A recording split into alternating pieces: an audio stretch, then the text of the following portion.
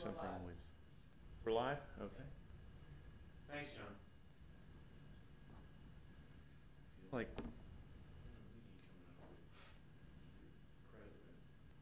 lady. Brenda. Is it about licensure? Oh, I don't have. Solutions report you're doing. She's on that. She's also in the.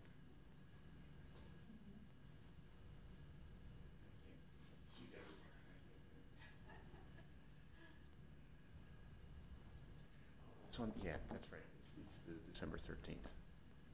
You're right. That's what I was thinking of. Probably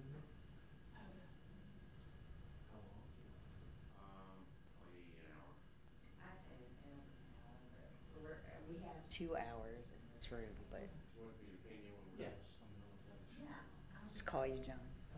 Thanks, appreciate it. Thanks. 3 minutes till people. It's fine. Who all do we have so far? Hi, Lauren.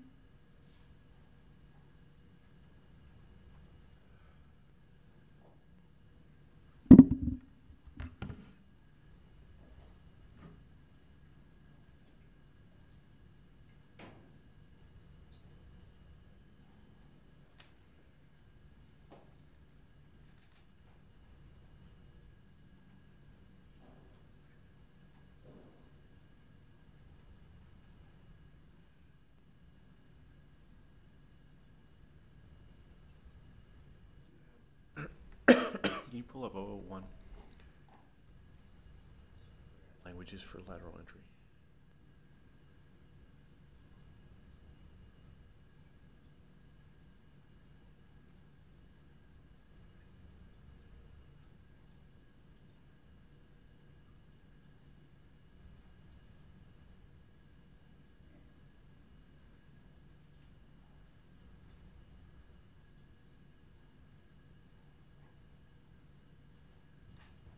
Hello, can anyone hear me?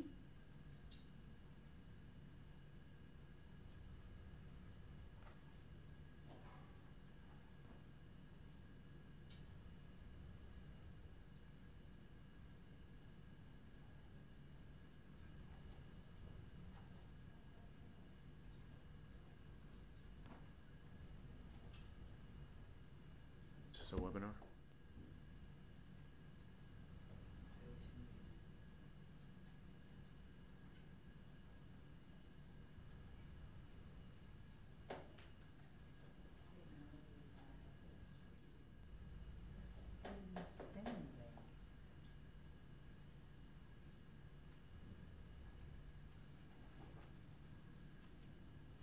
How long has it been doing that?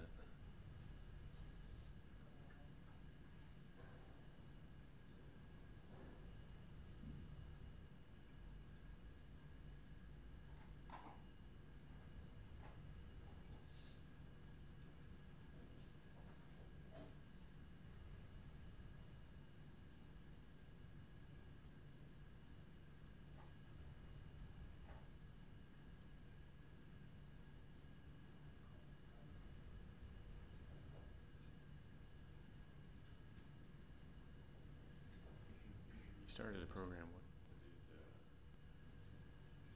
necessarily be a bad thing, right?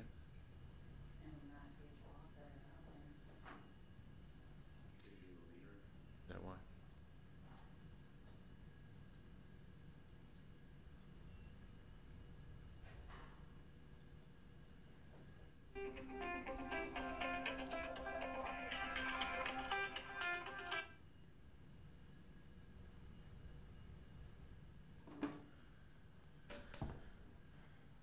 Is it still spinning?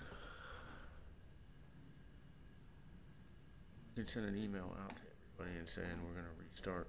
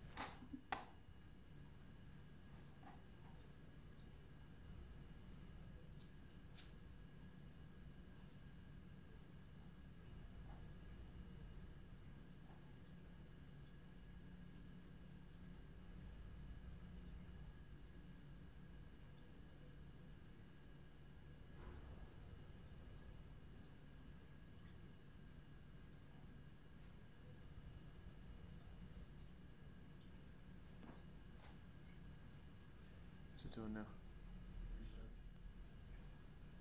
trying to start it and it doesn't actually start it. It does this loading thing and then it doesn't start it. It just disappears and does nothing. Well, what did you do to break it? It's 'cause you're up here.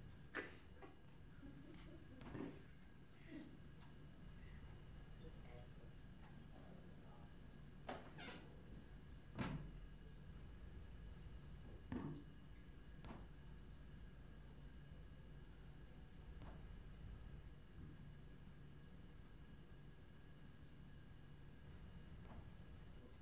I go down and get my computer. See if we get on. Yeah, we can do that. That would be awesome. It's gonna take me 5 minutes, but maybe worth doing. I'll email everyone. Yeah, tell them we're having technical difficulties and we'll ping as soon as we're up and running.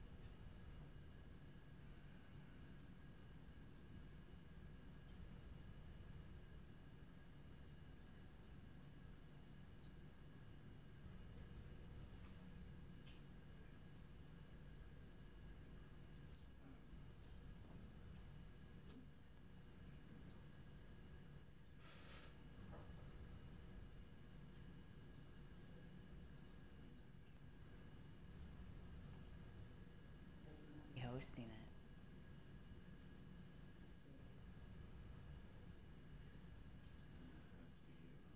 Can we call in?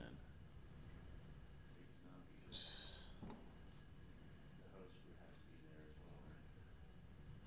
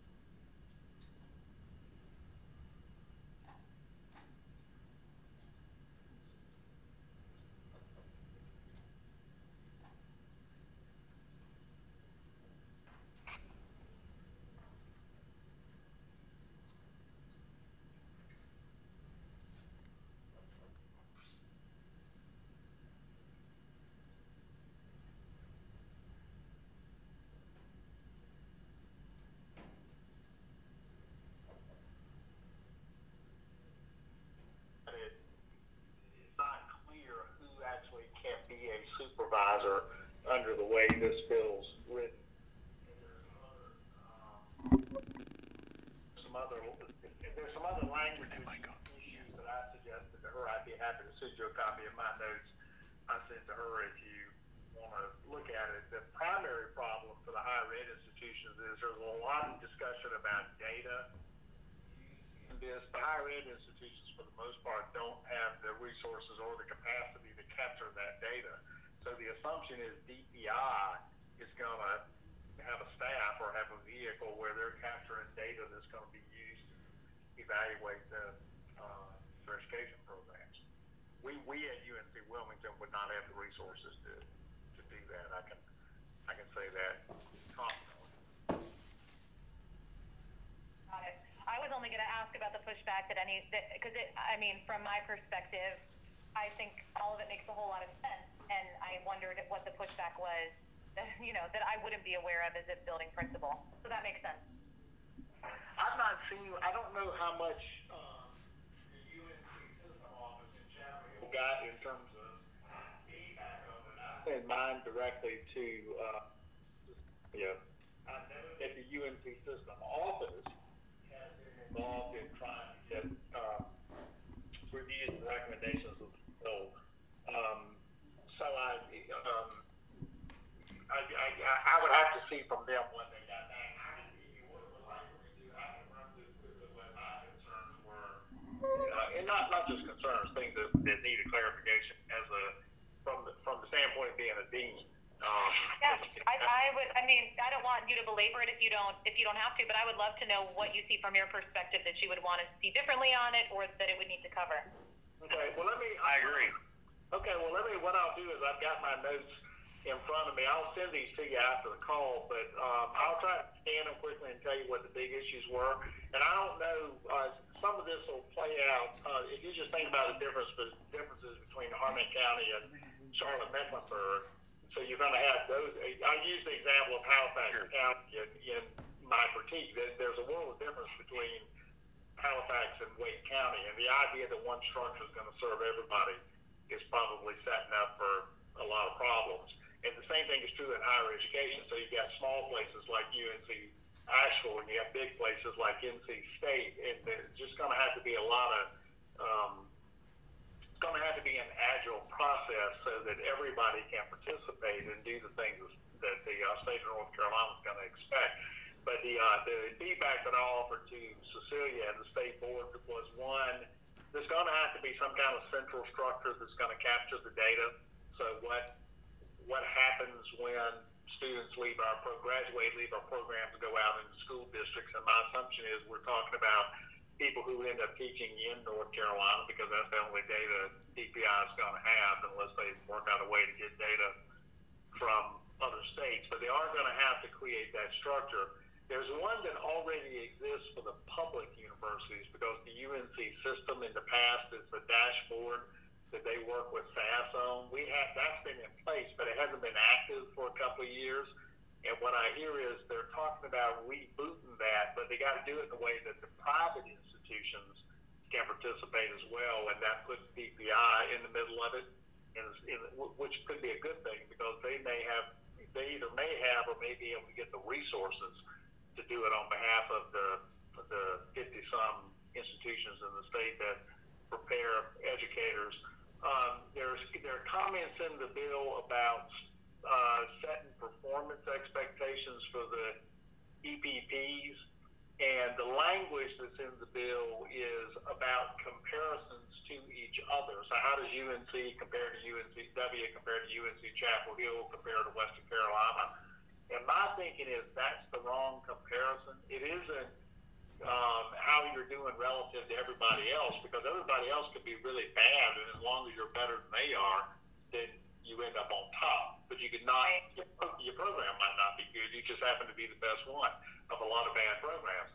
And so what the state needs to do is set performance benchmarks. How well do we expect any institution preparing teachers or any online program preparing teachers to do relative to a benchmark, not relative to each other? Because I was thinking through that as a principal and a superintendent. I want to know that they've met a level of practice, not UNCW is better than East Carolina, so we better hire UNCW, because you don't know what better than means in the absence of a benchmark. And so, and I suggested to Cecilia if they could work out benchmarking this against the standards, not against other institutions, that would work better. That was one major component of it. The other was how once teachers graduate from institutions and they go out and start practicing, how is their practice going to be contextualized? This gets back to the Halifax County problem, that if a teacher graduates from UNCW, goes into a school in rural Halifax, Edgecombe, Martin, Northampton, those counties, and other counties in other places around the state, the professional development support in those counties is going to be dramatically different than it is in Guilford, Wake County, Charlotte-Mecklenburg, for example. And so the integrity of their practice and whether or not we are able to retain them in teaching and whether or not they stay in a school or a school district for 3, 4, 5 years, in many ways is going to be based on local factors. And so how are they going to weigh those local factors into how well the teacher performs, whether or not the teacher stays in the profession after the first, second, third year, and figuring out how to contextualize all that. And I could be wrong on that, but it seems to me comparing some of the more resource-strapped rural districts to more resource available larger districts is going to be a factor. And maybe I'm wrong on that. Dr. Van Dempsey, this is Andrew Seiberg. I just wanted to let you know that Kim and I are actually on. We've been struggling to get the online system up and running, but I was able to call in using my primitive phone. So I just wanted. Yeah, can we just get a head count of who all is available so that we can have that for the record? I know Dr. Van Dempsey's here, but who else is on? This is Aaron Fleming. Okay. This is Megan Loftus. This is Dan. Okay. Ellen is not going to be able to make it. Okay. Okay, thank you. Sure. And Andrew, we're hoping you would get on the phone to give us some guidance about the residency pedagogy requirements. So we moved on to the bill draft because I could speak to that one more completely than I could the first agenda item. Well, do you want to just keep on that item for the moment since you've already unpacked it? Yeah, so what I was doing was going over some of the suggestions and issues that I had sent to Cecilia and had explained to Megan, I've not seen what came back from the UNC system deans, and I don't know if the draft was shared with the private institutions, so I can't speak to what that feedback looks like. So I was just going through sharing. I'm sure there'd be some consistency in the way the deans looked at it. Most of it was, there were a few concerns about issues of retention and issues of teacher practice performance given districts, that there'd be resource differences, resource disparities if you were in small rural districts compared to bigger urban districts that may have a different resource structure, support structure for people who go into the discipline. That's the point we were talking about when you got on the phone. Got it. And I use Halifax County versus Wake County and Charlotte-Mecklenburg as when a teacher goes out into the field and begins their practice, retention issues are going to be in a significant way affected by local context. Right. And what kind of supports a new teacher might have in one district compared to the other, and how we could contextualize that. That was one issue. Andrew, the second one was the assumption on my part that this data infrastructure would need to be driven out of DPI because the institutions would not have either resources in terms of access to data, but also the resources to establish their own infrastructures. So we would not expect to see 50 data sets around the state. We'd have one aggregate data set at the state level that gets disaggregated out to the individual EBPs. Right. So I can talk to that point. That is correct. So basically, what we're doing is, the components that are going to be requirements are requirements that are largely coming in to the state already anyway. And so, our job is to then cook up some sort of a dashboarding system. I know I jumped on when you were talking a little bit about, some of the challenges associated with comparisons and things like that. I think one of the things that we're trying to work on is a telescopic dashboard, or a way that you can compare your institution to other institutions or groups of institutions in a variety of contexts and ways. I agree with you. I think that there are problems associated with saying that this institution is number 14 and this institution is number 15 out of 50. And so, I think this commission's task should be how do we create some sort of comparison system that is appropriate and also fair. And that's one of the tasks that I think that we're navigating. I do think that it non-negotiably we have to have some sort of a dashboard system. And I think when they were what they were trying to say with comparisons and things like that, it just seemed to me that the language was kind of like the writers were looking at the UNC dashboard and saying, yeah, we want that across everything, not just the publics. And the reason I say that is because in the first draft of 599, they were actually talking about it all data going to the UNC system to be put on their dashboard, which was fraught with problems as the private institutions were saying, whoa, that's crazy. We don't want to, that you're stacking the deck in a way that could be used inappropriately, and there's just a variety of problems, to which the lawmakers then said, okay, so we won't have that go over to the UNC system. We will have it go to the state. But the original premise was, we like the dashboard and the ability for people to look across the different public schools. Can we do that across all institutions? Because the static documents that we get, nobody reads. And so to what extent can we build that? Does that give you a little more clarity? Yes, it does for me. Okay. No, it gives me more clarity. I still think it's a bad idea. Well, the problem is comparing institutions doesn't necessarily tell you anything about quality. That's correct. So to the extent, and I think what you're saying is true. So to what extent can the subcommittee and ultimately the PEPSI Commission make recommendations to the board that fulfill the spirit of the law, meet the obligations of the law, but are set up in ways that are more useful to the field and more appropriate for comparisons where comparisons can and should be made generically.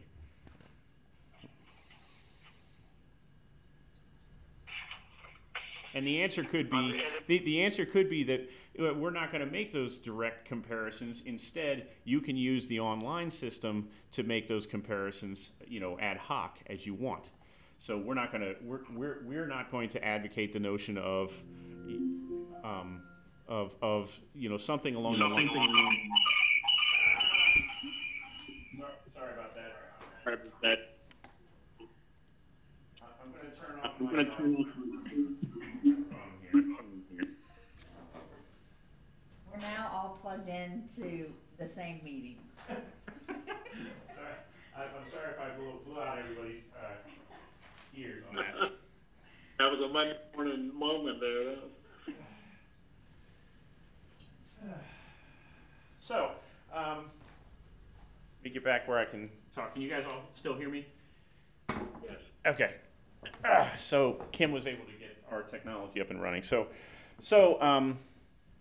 I think that's where we need to be creative within the context of this group to think about what are those measures. Obviously there are measures that are set up according to law, and then the specifics of how those are cut, as the specifics of what the weighting is, what those expectations are. That's the business of the commission. So to the extent, I can't get away from until, and I know the lawmakers are tinkering still, but until the lawmakers actually do something that causes a change, what we have is what we have. So we have to go with the 599 as is, knowing that there's some other things out there that could be lurking and being developed over the coming weeks and months. Okay. And there was just, Aaron and Megan, do you have questions yet that all this generates? I do not, but I definitely think if there's some things that we need changing that would require the legislature, we just need to compile that. And I know, of course, DPI and the state board will advocate for that. But if there's something we need to assist with, I'm happy to do that as well. Okay. Yep, I feel the same way. It's all helpful dialogue to listen to from my perspective, but no questions.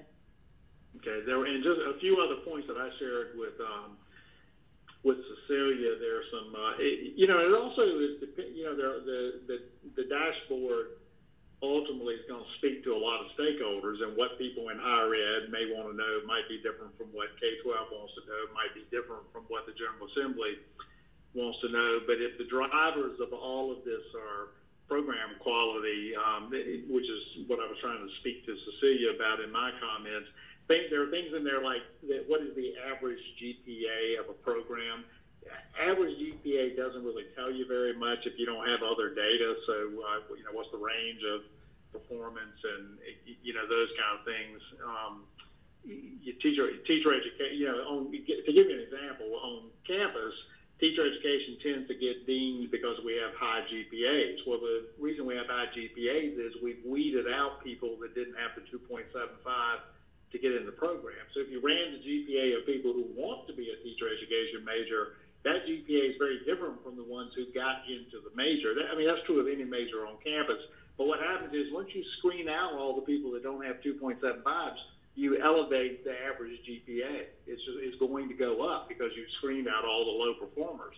Dealing with some issues like averages and what do they tell us, and getting back to Andrew's point, what's the data that's going to tell us the most about program quality, which I think is ultimately what, as a policy issue and as a practice issue, you want to know is the person meeting or exceeding a standard of practice, and how to, we have an opportunity to drive that kind of language and that kind of structure in this. I had also suggested, I think the bill draft makes references to 3 years, once a person enters the field, 3 years. 5 years now 5 years is going to be more complicated, but 5 years pulls in things like national board success and some other indicators about success. And 5 years is also at NatU. A lot of reports and studies nationally use 5 years. as sort of a window for how long teachers stay in the profession. And then the last one was there's some language in the bill that I'm pretty sure higher ed's going to find problematic. The one that I used as an example was, quote, corrective or compliance tool. And if higher ed institutions, I would think any EPP, but particularly the traditional higher ed institutions, see this as a tool that's about correcting and forcing compliance. It's not that we don't want to be compliant with state policy, but that drives the whole thing in a direction that tends to cause higher ed to react. And so if we could get, is it really corrective and compliance? Is that really what the purpose of it is? And if it is, you got to develop mechanisms for that. If the driver is program quality and integrity, that's a different kind of process. Now, ultimately, it gets back to the what are the sanctions if a program doesn't perform, and what are the when do sanctions kick in? So at what point do you say we're moving a program into some kind of sanctions environment? And that language would have to be worked out. And I'm assuming, Andrew, the commission could make recommendations about that. That's correct. So what we have, let me give you just, since we got some of the stakeholders here on the conversation here, let me just walk through a couple things just to give your get your mind wrapped around the expectations here. So regarding the sanctions side of the conversation, we have these two simultaneous things going on. One is to think about accountability and what are the measures of accountability and how should they be weighted. And you're correct, Dr. Dempsey, when you mentioned this notion of that GPA is a part of the accountability. Well, yes, but the subcommittee can make a recommendation that the GPA constitutes 1/100th of the composite equation, right? So there are very specific things in accountability that have been said, but in terms of the weighting can be left to this Pepsi group to determine and make recommendations to the board. So while there are things in there that may be less valuable or less relevant by your personal opinions, you can certainly stack the deck. The commission can stack the deck in meaningful ways as it sees fit. In terms of the accountability side, what we have in policy so far is very generic and very light touch. It's just literally the stuff that came out of 599. And so the question that we're posing along this notion of sanctions is, if UNCW, by the criteria that's being established by the commission, does not meet the criteria, and they therefore move into the realm of being sanctioned, the question that this group has to think about is, what is entailed in sanctioning? Other than saying you wear the scarlet letter, what should be the expectation of the institution? What should be the expectation of us over at the department? What additional levels of rigor and careful scrutiny should be in place? These are the kind of things that we need to understand. So if UNCW suddenly gets sanctioned by the criteria that's set forth and approved by the board, what does Andrew and Kim and Teresa do now in the field to help? And that's sort of an interesting conundrum because some of it may be economy of scale issues. If Andrew and Kim and Teresa are running around to support 20 institutions that are sanctioned, the amount of lift is going to get pretty heavy pretty quick. So the task here, in terms of accountability, is trying to figure out to what degree and what intensity and what should develop out of that. Now I know with folks out in the field in the K-12 arena, you're very familiar with the notion of what happens when a school reaches a certain threshold and comes under additional scrutiny. So I think your K-12 perspective in this group is going to be helpful are some things that are very common across the K-12 landscape that could be transitioned into the college's landscape, and sort of have a discussion there. So my initial thinking around this was, you know, what happens at the K-12 level and how can it transfer directly or doesn't have a chance, you know, absolutely cannot happen at the institution level, because that may be a place to at least start. Does that help with some framing? Yeah, and one other question I'd add to your the way you framed some of those early points. It's not only that DPI then has to support what happens when a program's on sanctions, but the severity of some data points. So for example, if there's a praxis problem or the number of students who didn't pass EdTPA, from my mind, is a relatively resolvable challenge compared to some, because you may be talking about 1, 2, 3 people who didn't pass, and how do you address that concern, versus you have large numbers of students. You have a GPA issue as a cohort problem, or some of the complexities of field and clinical experiences, particularly for online programs. So how do you compare face-to-face mentoring and supervision in a traditional program to what happens in an online context where the candidate might be 10 hours away, in our case 7.5 hours away, and we're already facing that with people who are around the state who are in an online program, and our tradition is a very intimate face-to-face relationship that you just can't do in an online environment.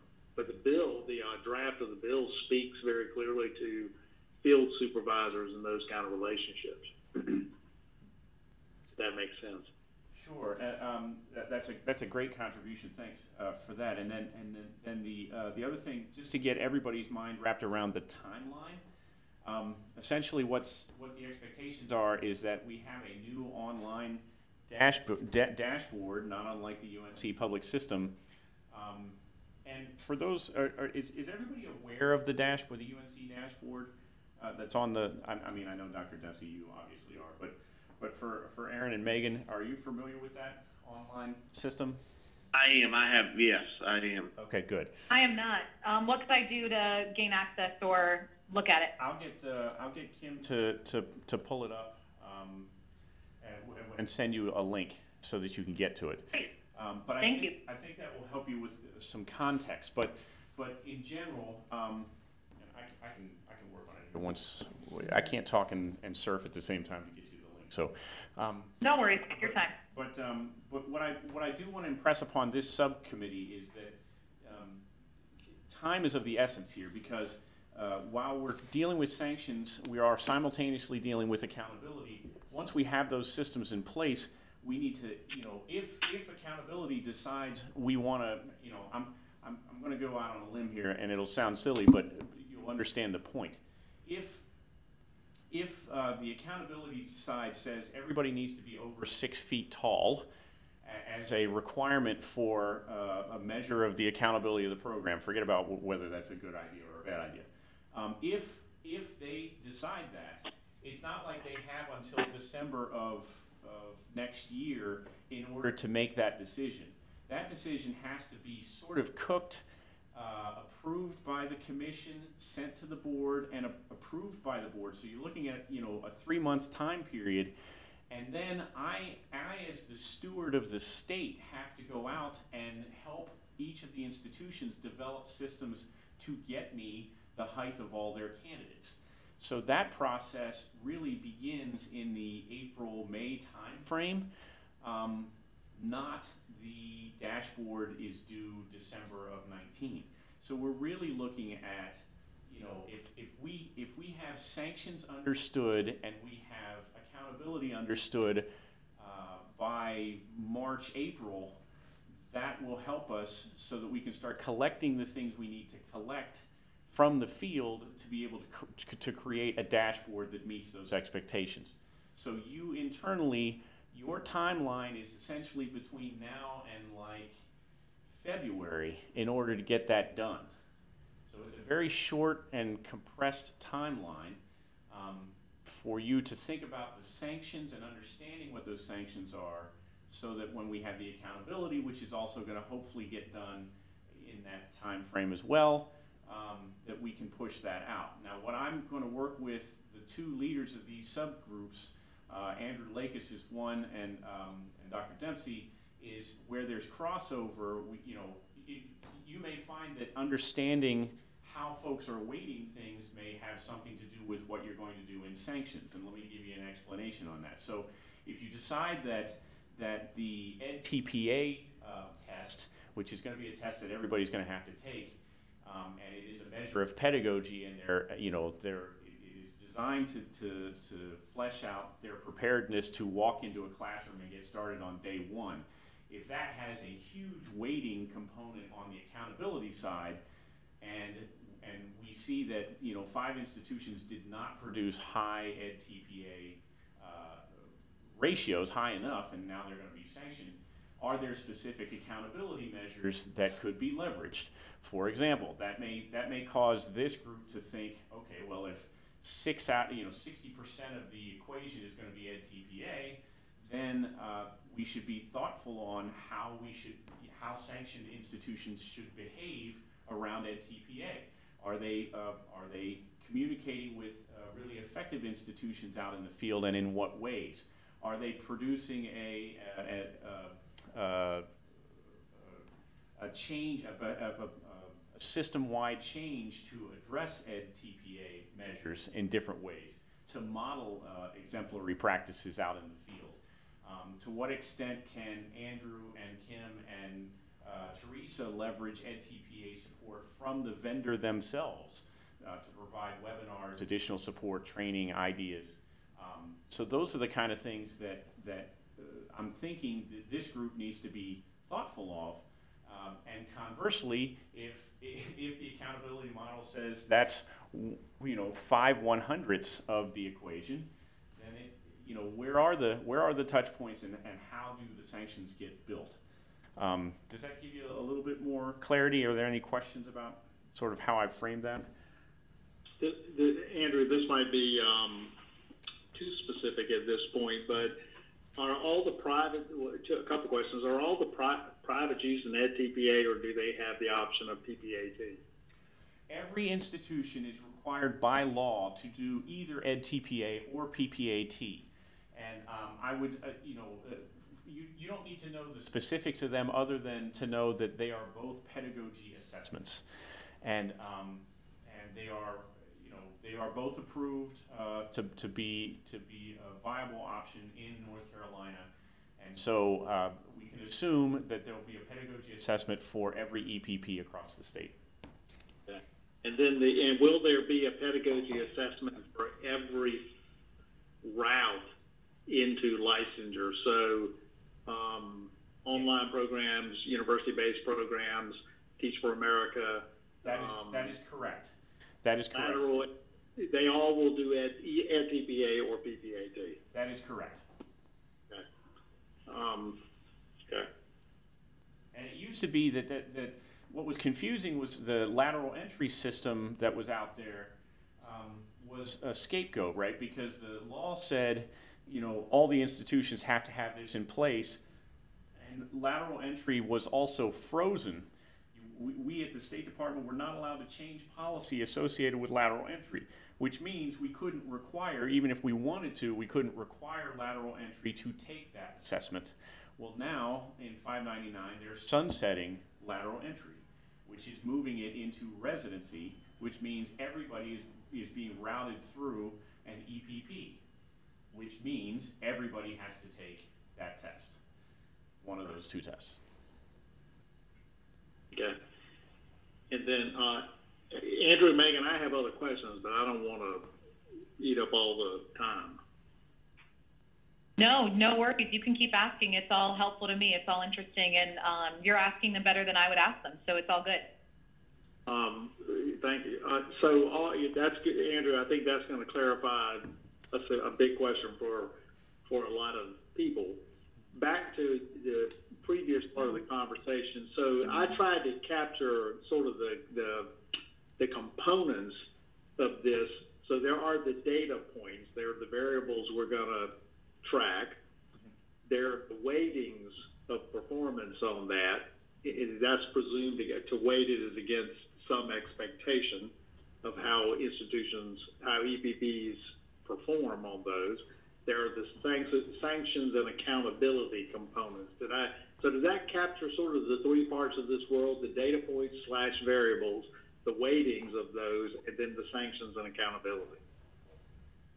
That's correct, and I'm going to have Kim's going to rip out the 4 accountability obligations that are in 599 that are required. Okay. And 3 of them are outcomes. And one, oh, yeah. So she's going to share her screen. Are you guys all in front of your screens, or are you doing this via phone? I did phone. I'm on phone, but I can go to screen. Well, she'll copy it and zap it out to you as well, so you have it. Well, and yeah, that if we could sort of if the world is organized in those 4 buckets, that I think that's something important. Not that this is going to be simple, but that helps simplify, what we're looking at. Right. So, let me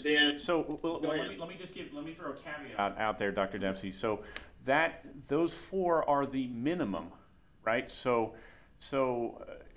how whether the accountability team decides that it will be a good idea, so we have A, B, C, and D, which are laid out by law, but there could be E, F, G, and H that the accountability crew decides are also of value. So what we're looking at is the minimum. Certainly a very important place to start, but it's not necessarily the end. Okay. So you're going to want to turn your phone off if you turn your computer on. Okay. Can you hear me? Yep, that's much better. Can you hear me, Ann? I Yes, sent the I can 4 hear you. measures in the chat box.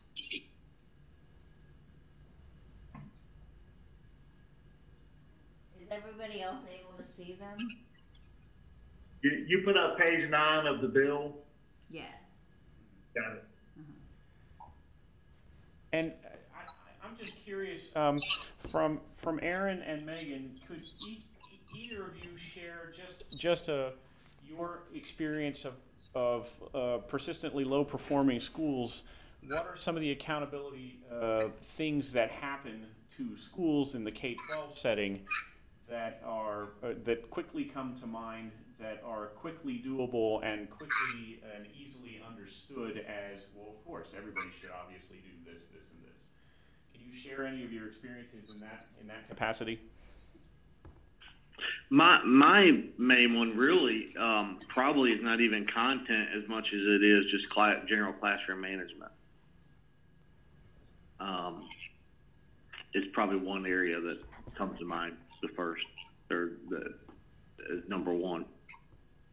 You're talking about variables that come along with consistently low performing schools in terms of what we deal with? Not necessarily variables, but your understanding of what, if you work in a district that has a low performing school, what systems does the district put in play to help turn it around? So and I got you. Yeah. Yeah, and Aaron, I know you mentioned this idea of classroom management. That falls very neatly under the topic of EdTPA and PPAP as pedagogy assessments, because that's a measure of whether they have the skill to manage a classroom effectively. That's one of those criteria in those tests. Yeah, so I would say from a district support level, there's increased accountability and then increased support, and it's intensive coaching of me and making sure that I am being pushed and like having monthly walkthroughs and observations, and then of course I get plenty of funds to help guide, having extra people, getting extra support from partners that work with my coaches who work with my teachers. We have real-time teacher coaching. all that stuff is monitored. Like my choices are autonomous, right? But me being able to get results with them is monitored, which might not be what you're asking directly, but I would just say that, yeah, it's increased support and it's increased responsibility and monitoring. Does that make sense? Or are you looking for something different? No, I think that's a great start. Aaron, do you have other things that you want to add to that? Well, I think that's it. I think what we try to do when I was going with the classroom support, or excuse me, classroom management piece, is for us at the district level to put support places in there. Now, I do want to make it clear we don't necessarily put the burden or the blame on the higher ed folks for that, because some of that, particularly classroom management, some of that may not be learned. It's just somewhat inherent. I mean, we all have situations we know we handled well and situations we didn't handle well, but Sure. I think we try to do what we can to put that support in place, but you know, I think that you know, like you said, I think that's sort of covered in this scenario. So one of the things that, so given that as a starting point for conversation, one of the things that used to be in place prior to 599 was really the only measure of accountability that could actually be measured was, in fact, the pass rate of licensure exams. And that, because there was only one measure, that became a huge issue because there weren't multiple measures to give you a more holistic perspective of what's going on in the institutions. But so that's why we need to look at more measures and think about weighting and all that. But more importantly, if you fell under the notion of sanctions, one of the things that we implemented over here was we said, okay, so now you've been identified with the scarlet letter. So the accountability switches into you know, what happens to you after you've been identified. And there, what we did was we required from those institutions that had been defined as having, you know, they're now sanctioned to submit a school improvement plan, like an IHE improvement plan. So you're looking at the data. You've been identified as having some challenges. What are you going to do? And we also matched up each of those struggling institutions with a thriving institution, and we tried to do that with an institution that was similar in size, so that, in other words, you know, if it was a huge institution, we wouldn't want to necessarily only pull on little tiny institutions to support them, because the economy of scale changes how they do their work. Or likewise, a regional institution may have a different perspective than a Division I institution, privates versus publics, that kind of thing. But the idea was that they would submit a program, a plan of action, and that plan of action was then reviewed here at the department, and then that in turn was leveraged as what's working and what's not working in terms of, you know, definable objectives throughout the course of their plan for the next year. So that is a way of managing not necessarily the support side, but an additional layer of accountability would be to develop a plan and then follow that plan throughout the course of the following year or 2 years going forward. And I can actually share with you the template of what we expected of those institutions, because that may help you think about whether that's a viable strategy to employ for this new 599 expectation. Does anybody have any questions about that?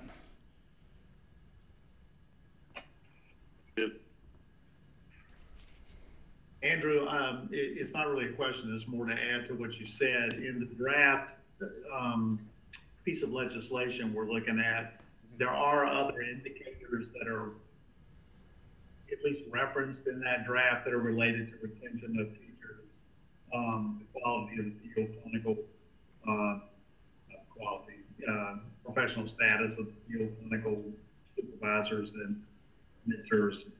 So there are things that could be extracted from the piece of legislation we've been looking at that could be added to that list of 4. So for instance, in those 4, retention is not even mentioned. But I'm assuming from the fact that the draft includes what it includes, there's some interest in having those kinds of indicators examined for you. Yeah, and could you share where you're at in 599, just so I have my eyeballs on it? Well, 9599, I'm in the, and I don't have the bill in front of me because I jumped to a different screen, but it's in the piece of legislation that has been shared with the UNCP. You shared it with me. I sent my notes back to you and Okay. Cecilia. There, in that draft, there are references to things like teacher retention, the field clinical supervision component.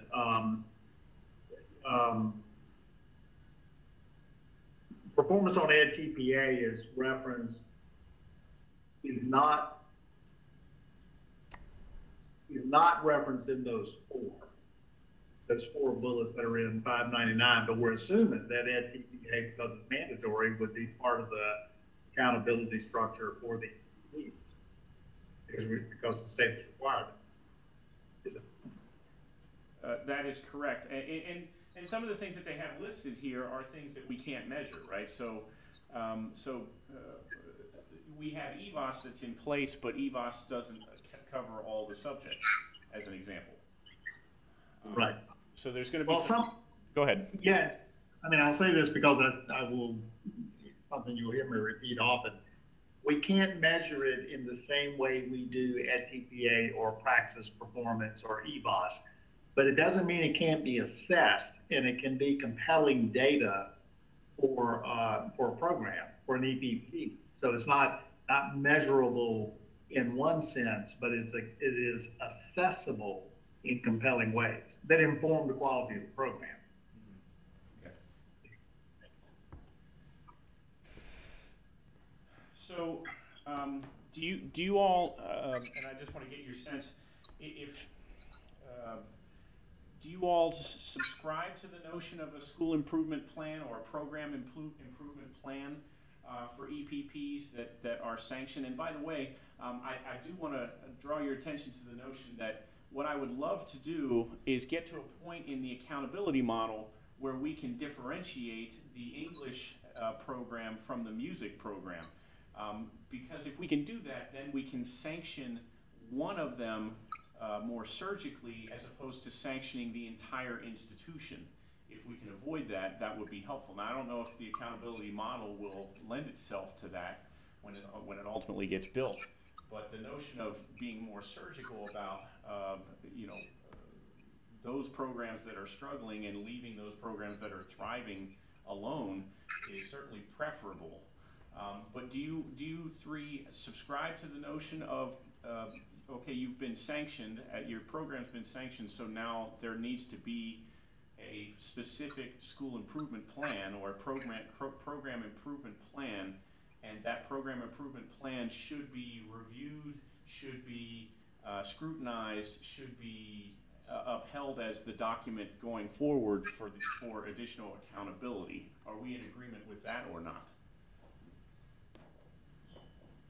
I'm definitely in agreement with that. I think it makes a lot of sense compared to as it aligns to the way schools have to do it and are held accountable to their progress. And so I think it makes a lot of sense. I'm in agreement. Yes, agree with that. Okay, so why don't I go ahead. Now, I'm clearly answering your question from the standpoint of the dean. Sure. There would be an assumption for any CAPE accredited institution that they're already doing that. So it gets back to the difference between performance against the standard versus performance against everybody else. So as long as I'm the best, it doesn't matter how lousy I am, I'm still the best.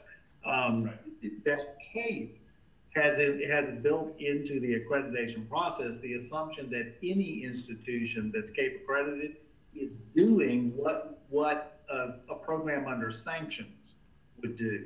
The only difference is you're not waiting for sanctions to do it. You do it as part of your continuous improvement model. I understand the difference between that and now we're talking about sanctions, but it may be that the first step in the process is what's your continuous improvement model you already have. So when you get back data that tells you you're not performing as well as you should in some areas, what do you do? What's your what's your internalized process for addressing your own internal data already?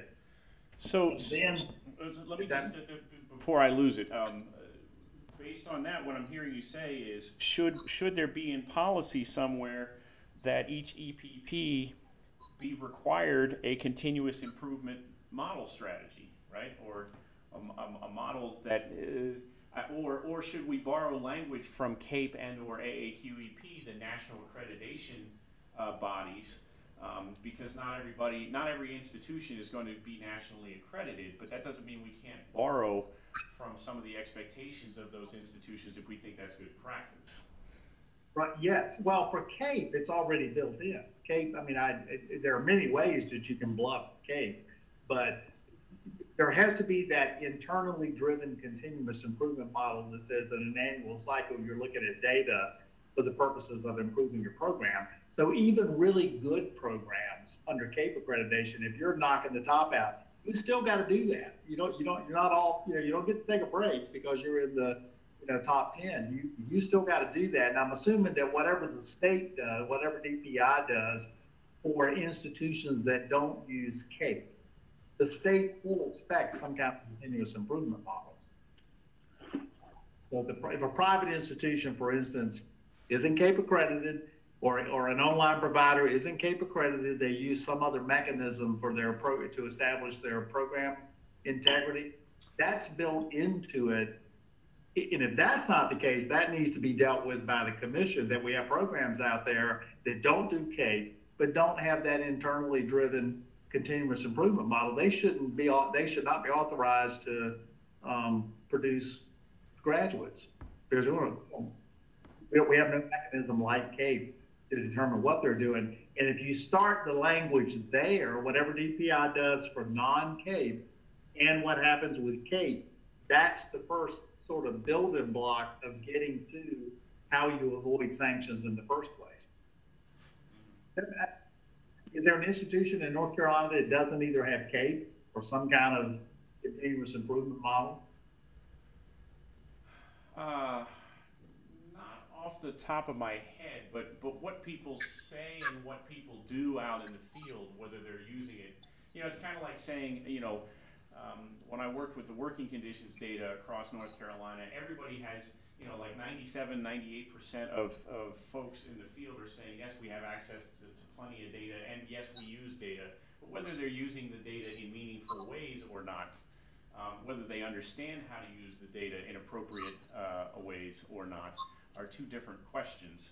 And we haven't had enough staff here to be able to look at that in any great detail in some time. So just being candid about that. Does that make sense? Yeah, but in the abstract, the state board would assume that's in place, or they would not have been authorized to be an EPP in the first place. That is correct. So all authorized EPPs and incoming EPPs have a set of due diligence that needs to be in place. Either they already have said it and now they're up and running, or new EPPs that come to mind, like Teachers of Tomorrow, absolutely. They have a series of expectations that need to be met, and then feedback given and reviewed and ultimately approved by the board that has that in place. Yes. The first step in the 2019 MK1, I'm not sure what the MK refers to, but in that draft, the first step in this process is all institutions in North Carolina are expected to have a continuous improvement model, CAPE or something else. And you can't be an authorized EPP if you don't. Right. So you're going to start this there, and then you map the performance indicators under 599 to that. Whatever that structure might be missing that's required as part of this new accountability system, you got to build that into your model. It's pragmatically, that's what's about to happen.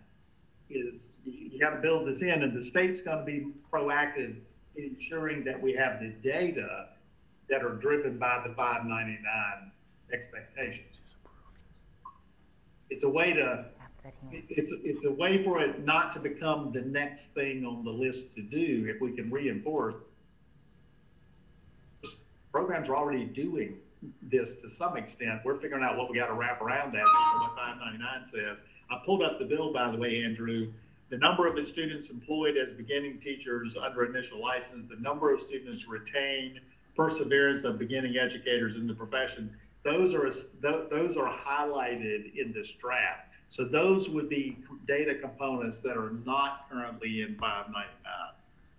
Right, and those are the ones that that you necessarily need to push back on, because places like Brevard and Duke, you know, who are producing really high quality, but they're going outside of the state, shouldn't be dinged on the basis that somebody made a choice not to stay in North Carolina. Okay, yeah,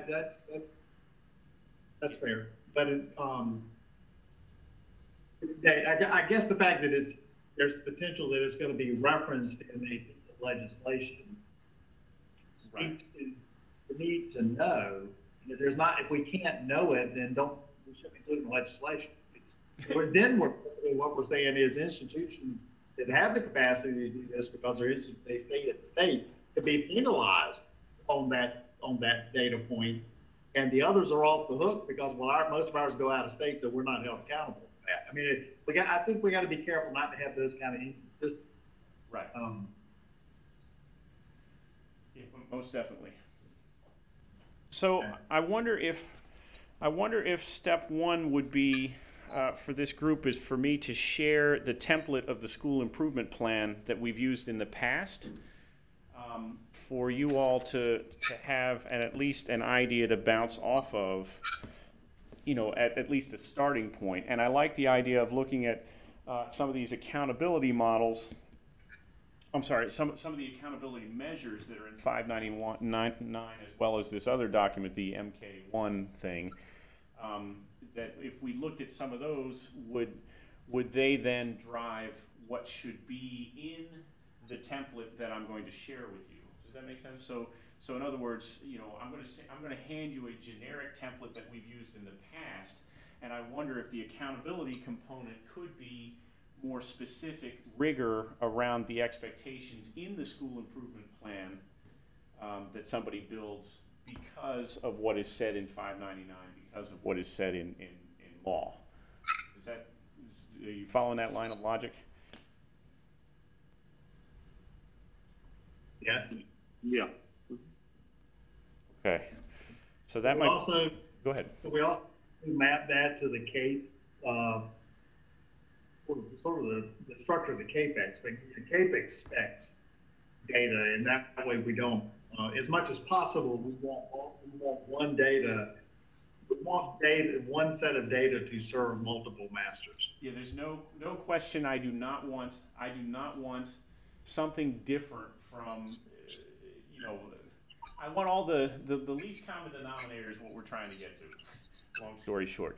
So yes, and what we can do is we can engage Teresa Coogan to give us the accountability measures associated with CAPE, and then try and link that to what 599 is saying, and link that to what generically we have cooked up in the template.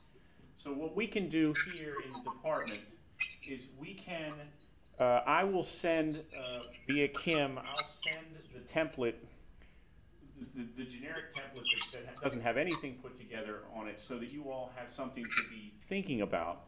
And then Kim and I will take a stab with Teresa on developing a fleshed out version of that template in the coming days to zap out to you, that will crosswalk CAPE, which is the national accreditation, that will crosswalk 599, which is the state requirements, with the template that we have in place on the accountability side. So can we talk for a second about the support side?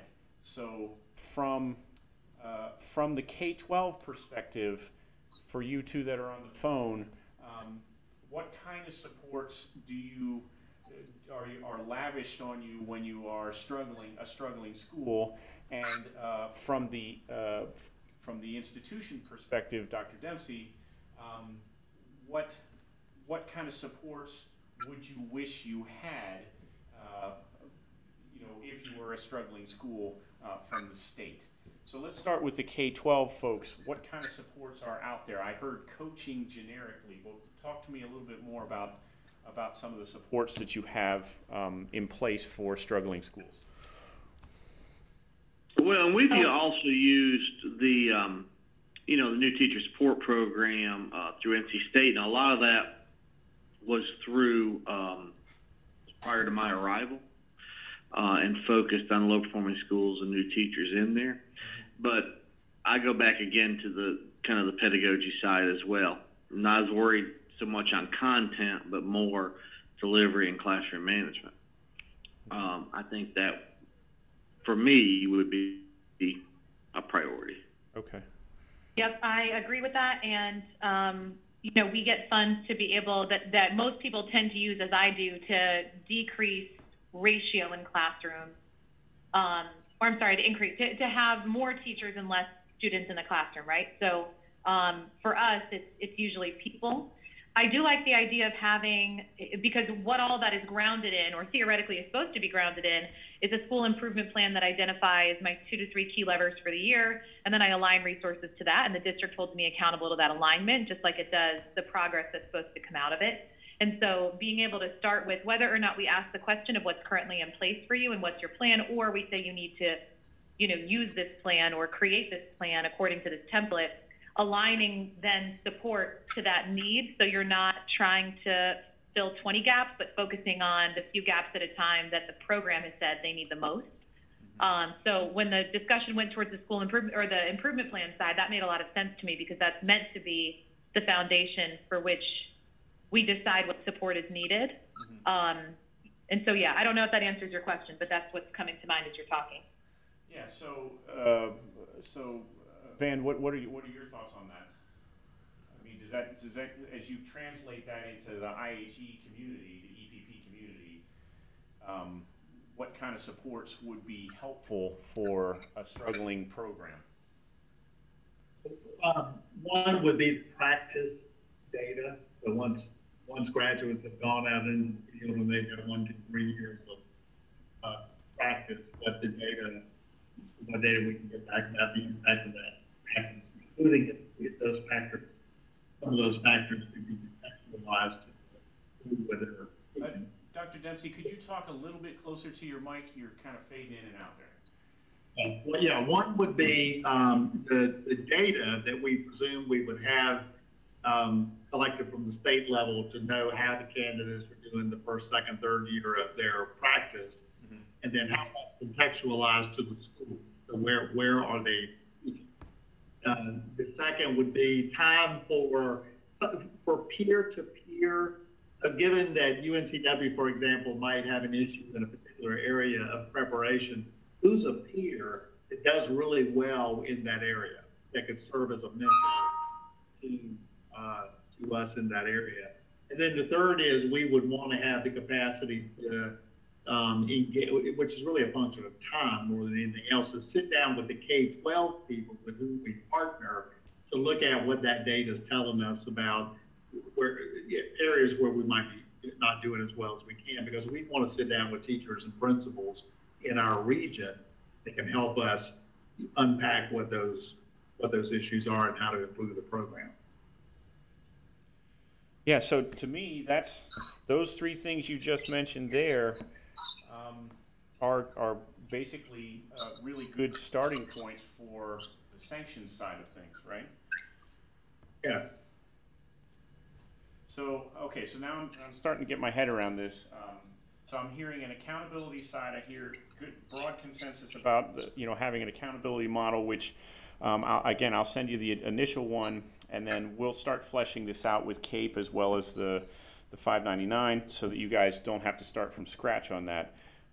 But then I heard this idea, I think it was from, it might have been from you, Megan, that this notion of depending on the data, we could go 8 or 9 different directions here, and we obviously it may not be in our best interest to go all 8 or 9 directions, because we end up being too thin in all of those areas, and we don't cause change. So this idea of narrowing it down to a couple of specific targeted areas based on that data analysis, then that drives the scope of the school improvement plan, and the supports that need to be in place would be, bountiful data around those areas, time for peer-to-peer support within the the EPP community, and then also a third area is to actively engage those partnerships that the institution has out in the field, to get the best practices embedded in place to help foster additional thinking and more of the context within the local area. Is that feeling like a good generic flow for this first pass? I like it. Yeah, I like it, but not to create work for you, Andrew. Could you email that out? Sure. Yeah. Okay. I mean, I can't do it right now, but I'll, I'm taking copious notes here. We'll zap that out later today. We can do that. Your notes, I think your notes are better than mine. Well, they're all Kim's notes, and she listens for hours on the commission meetings to make sure those are rigorous. So yeah, we'll get that out to you. Okay. Can we, for the moment, I think that's a good start, and know that again, because this is a quick turnaround, I would like to get something back to you all in a matter of a week or two, if we can, and even if it's not totally cooked yet, that we say, Kim and I and Teresa, the three of us worked on this, and we got A, B, and C done. We have E, F, G, H, and I we haven't looked at yet, but let's at least bounce these things off of you. I think that may be a good plan of action if you guys are okay with that. Yeah, I want to go back. There's a logistical question.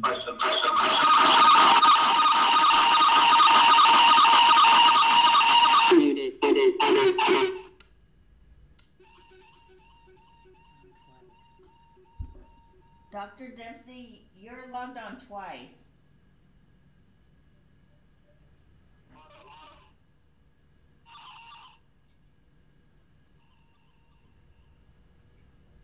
He's muted. All right, talk to him again. Dr. Dempsey, you're logged on twice, and I muted you for both. That's it, Dr. Dempsey, you're banned.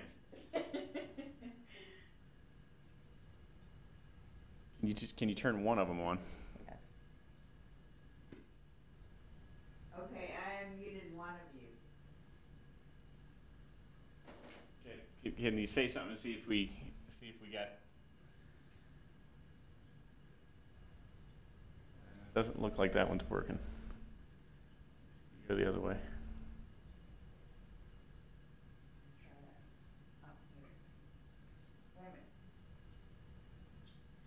Testing.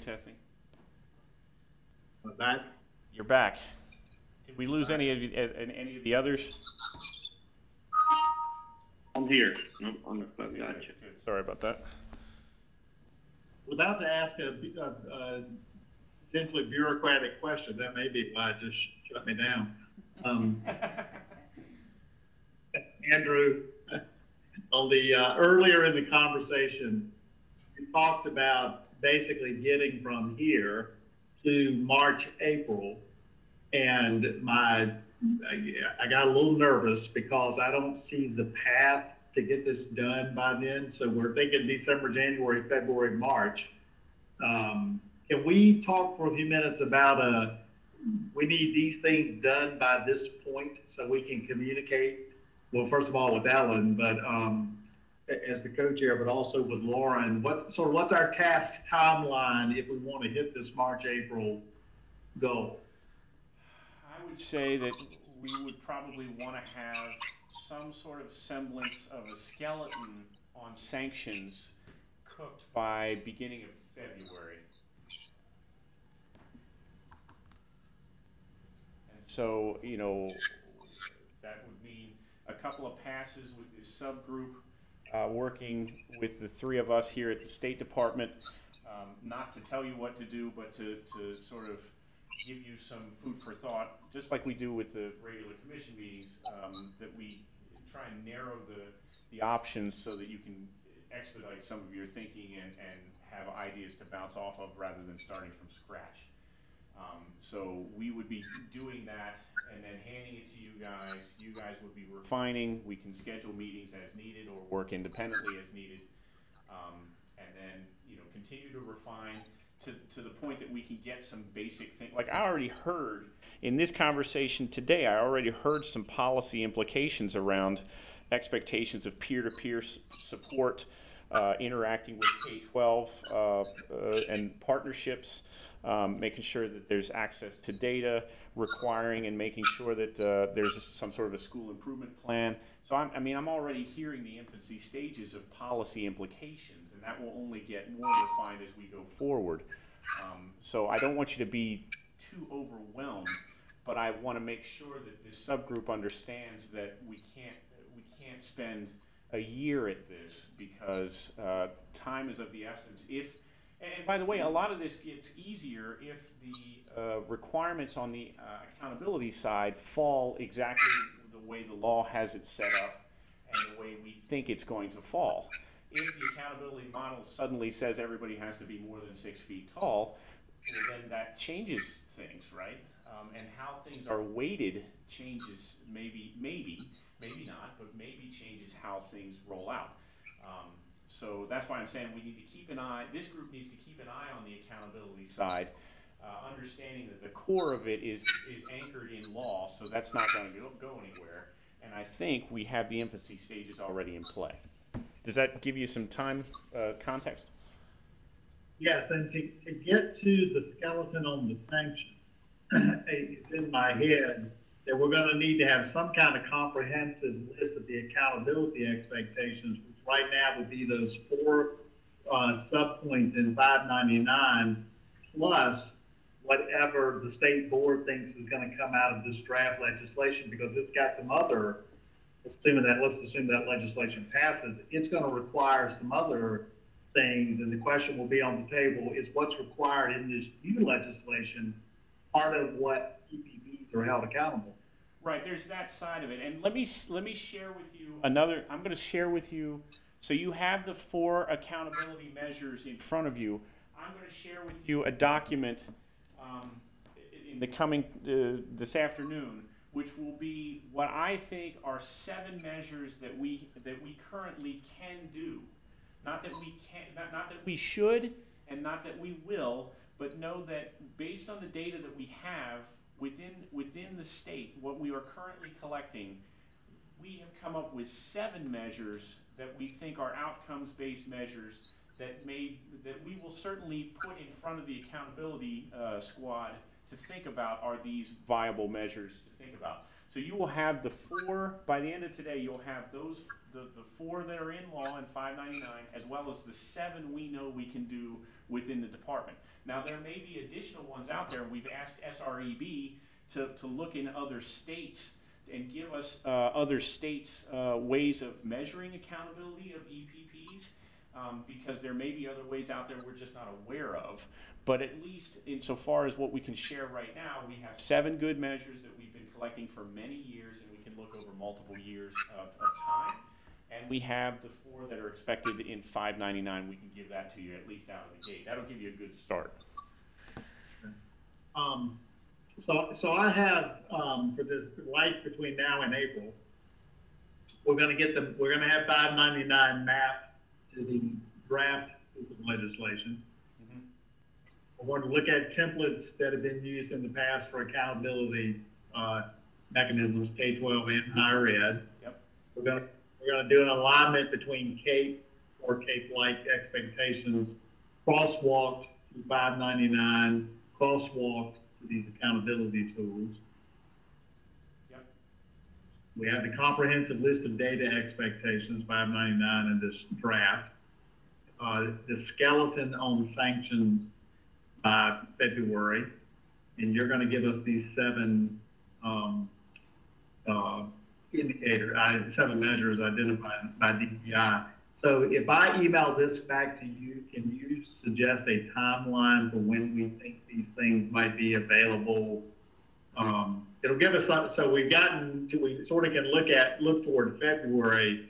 There are going to be some steps between now and February in order to get to the sanctions, we got to do some front work to know what the sanctions are applied to. That's correct. So you can expect the template and the 7 measures coming out today. We have those 2 things, and we can get those to you out there today. In terms of the crosswalk, I gotta block some time with Teresa and Kim and make sure that the 3 of us can sit down and start to engage in this process to flesh out the existing sanctions model. And that, my guess is that's going to take probably 2 weeks or so. Go ahead and just share. I also have information on what sanctions are being done in some other states, and I can also send that along as well. I think one of them is Georgia, right? Georgia is one of them. Georgia's really laid out, and again, not that we're trying to emulate Georgia, but just if there are other states out there, and we've asked SREB to provide that to us by December 3rd, I think we should be getting something from SREB.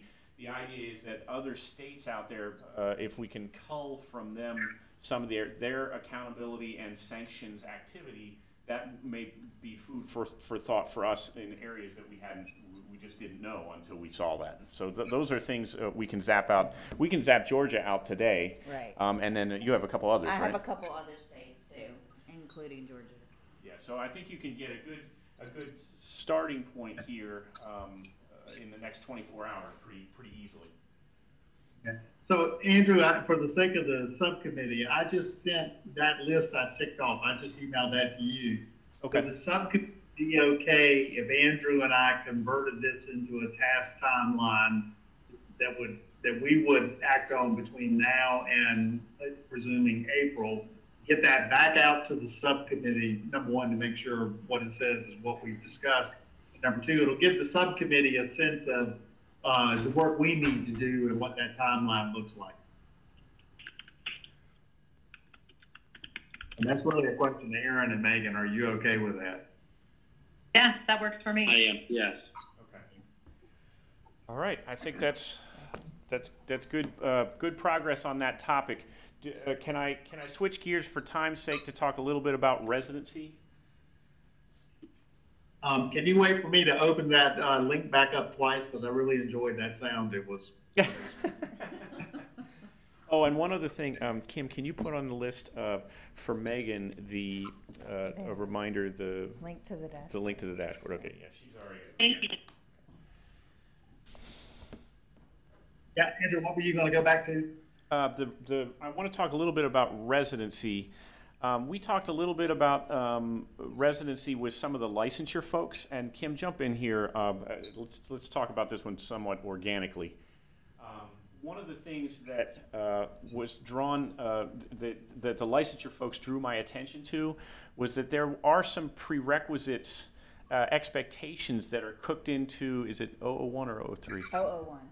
001, and you have it on your screen right now, right? And I'm sharing it with you right now. So for lateral entry, and so the question is, to what extent should the residency license mirror this portion of the lateral entry that's currently cooked into 001? And so I wanted to draw your attention to that because that, if we want to just transplant this verbatim, or if we want to make some tweaks to it, we could certainly cut this into and insert this into the residency side of things if that's the will of the commission, in terms of setting some concrete expectations of the residency pathway.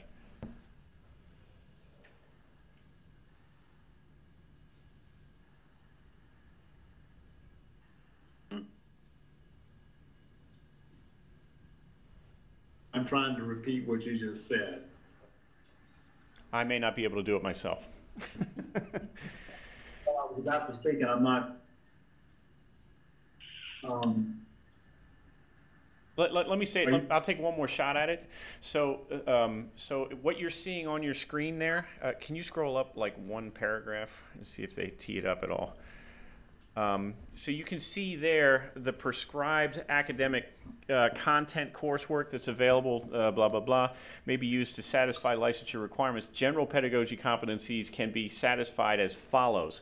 So in other words, setting some very generic expectations for the residency model, if that is useful, or if the answer is, well, no, it's not really useful because they're going through the institutions and the institutions already have their own prescribed pathways. This was sort of an effort to try and tee that up. And I just don't know if this is something that would be required. And the reason I bring your attention to this is there are non-institutions that are playing ball now. So the Teachers of Tomorrow, Charlotte Mech, you know, and other non-institutions that want to play ball, would this be a helpful outline for them to know what is expected of them, and should we transplant this or a portion of this or something like this from lateral entry into residency?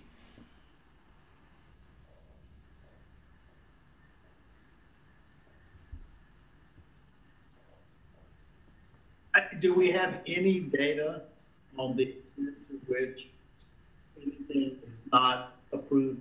There are several of them in the right-hand side say approved for education program. We would have evidence on those pathways because those would all be higher education based, with the exception of one or two options. Right. So you are correct. So in program approval, they would have been approved, and that transcends whether you are an IHE or an EPP. So in this case, the EPPs would be submitting licensure areas for program approval as well. Right, but if you look at that, understanding the learner, human growth and development, that could be through a community college. I'm trying to find it. Hold on a second. Oh, the second one. Okay. So the assumption would be that I would assume the approved teacher education program is an approved EPP that's delivering that coursework, but a community college where a person may have done that isn't necessarily an EPP. That's correct. And has someone's responsible for that at the end of the day. So let's say we have these accountability sanctions that we just talked about. The person who would have done that, if we stay with this language, who's accountable for that individual candidate if they took those courses at a community college? Yeah, well, in theory, my guess is that the EPP would be looking at the transcripts coming in and making judgment calls based on the transcripts that are coming in. So you at UNCW would be looking at Ralph, who is coming in and has a transcript and did some courses here and some things over here and has a degree from this institution. You're making that decision as to what you can tolerate and what you can stomach for producing a high-quality candidate that's going to meet the accountability expectations.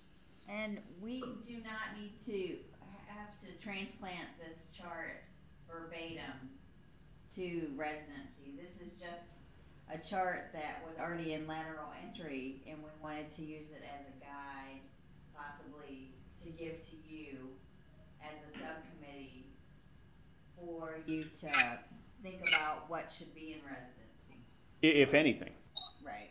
Well, just in reading the document, it seems that under the conversation we just had, that approved teacher education program or community college is redundant because, at least in our programs, the person would have to have transferred from a community college and been admitted to our program, which means we would have reviewed the transcript and decided what's going to transfer into the community college part is redundant. That would have already been covered by the EPP. Right. Okay. And does that translate to the Charlotte Mechs and the Teachers of Tomorrow world? No, but it should. That whoever the provider is responsible for the candidate. And so in our case, if we assume that the only way you could have community college credits on your transcript at the time of licensure would be because UNCW has said we will accept this person as a transfer into our educator preparation program. And you can't just go out and take whatever community college courses you want to take and then show up and say, I want these counted. It's got to be under MOUs or transfer agreements or things like that we have standing with community colleges, which officially brings it in under the umbrella of us as an EPP. So teach for whatever that group is called, they got to play by the same rules. So if you're accepting all this into your EPP, if you're that program, you are basically accepting the integrity of what that person has done. You're responsible for them academically in the same way an IHE would be responsible for a transfer. That makes sense. So I guess one other question would be: is there value in having the left side of that screen listed somewhere as expectations that all EPPs should have in play, or is it just an understood thing? Under the new residency, it seems to me this chart becomes irrelevant. Okay. Because everything has to be an EPP. Right. Okay. All right. But I neglected to ask other folks on the call, Aaron and Megan. What are your thoughts in there? I agree, Andrew, what you were saying. As long as everyone can fit into that, I think I'm good. Yeah, I agree. Okay. Yeah, we just wanted to check that was something that. Oh, go ahead. I just want to say for the record of the meeting, the group, what do they call it? Teach for America. Teachers of Tomorrow. Teachers of Tomorrow. Teachers of Tomorrow, and the TALCs, the teacher alternative. What you mean the RAUCs, the regional area? The RAUCs. You're thinking RAUCs. We met with Charlotte Mecklenburg and the one that was in place with in Guilford County, I think, and there's one brewing out of southeastern North Carolina. If they have to be treated as EPP, correct, then therefore must be held to the same accountability mechanisms that everybody else is held to. That is correct. Yep. Okay, and so that, in my mind, means they become an approved. What we might change about this is not say approved teacher education program, we say approved EPP. But I think the chart becomes unnecessary because everybody must be an approved EPP, and the quality of the program graduate is on the EPP based on an approved route to licensure, and then this chart becomes irrelevant. Okay. You guys, others on the phone call, I'm understanding it. Are you guys in agreement with that? I think you just said yes to that, right? Yeah. Okay. Yeah. Okay. All right. Very good. Well, we got a lot done today. That was good. Do you guys feel comfortable with what we've done so far? I have, yeah. Okay. Yeah. And Andrew, just for the sake of future meetings, this subcommittee for the next 4 months is focused on what we discussed earlier, so we can review and prioritize. We can do more prioritizing of what's on our list, but we really have a full agenda for the next 4 months around that scope of work. Yes. That is correct. Yes. Yep. And that's why, Van, that is why I was trying to separate the two tasks, because the accountability is an equally ridiculously heavy lift for the next 4 months. So insofar as your information can be useful to the other group and vice versa, I think that's certainly important, and we want to try and keep that that communication open. But I didn't want one group to have to do both of these because it's just overwhelming to do both. Yes, but you recognize, given that I'm in higher ed, my job is to disagree with DPI. You know, that's what they tell us to do. Yes, yeah. noted. Andrew. That is I'm noted. just making a joke about higher ed. That is noted. All right. So any other questions, concerns, thoughts? I mean, it sounds like we have a. I mean, I won't go through it all because we just did it, and we've taken notes, and you've zapped some notes over. So know that we'll be zapping some things out in the next 24 hours, and know that we'll be zapping some other things out as they get cooked in the next week or two. But are there any other questions or comments for the immediate meeting? That's everything for me. I'm good. Andrew, if you and Kim can stay on for just a second, I just want to make sure we talk about who's going to get notes out to the committee, and particularly to Ellen, since she couldn't be here. Yes, I will make sure that I will get those out to Ellen and the recording as well. Yeah, so I don't know that you need to stay on for that. Just know that what we'll do is we'll create a little, here's what we did. Not quite as rigorous as the super fine-tuned notes from the commission meetings, but you know, and then you know, here's the projected course of action going forward, Yes. And here are the immediate next steps. And I'll send her. She wanted the link to the recording, and I promised that to her. So she'll get that. That's okay. That's great. That was really what my question was. So we're good. All right. Well, you guys have a great work week. Hope your holidays were good. And if you need anything, as always, just email us and we'll come running. Okay. Thanks so much. Take care. Thank All right, you. thanks, guys. Appreciate it.